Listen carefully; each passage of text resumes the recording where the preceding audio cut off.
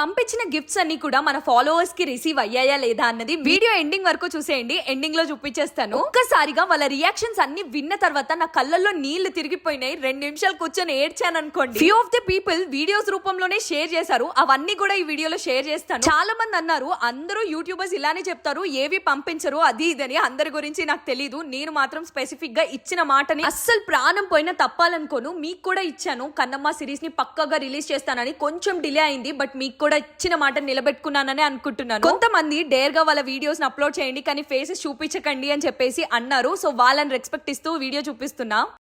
So happy అక్క, చాలా అంటే చాలా హ్యాపీ. నీ దగ్గర నుంచి గిఫ్ట్ రావడం అంటే చాలా లక్ ఉండాలి. మంది నువ్వు మెన్షన్ చేస్తున్నావు కానీ రాదు ఇవ్వదు అన్నారు. నాకు నమ్మకం ఉంది వస్తుంది అనుకున్నాను.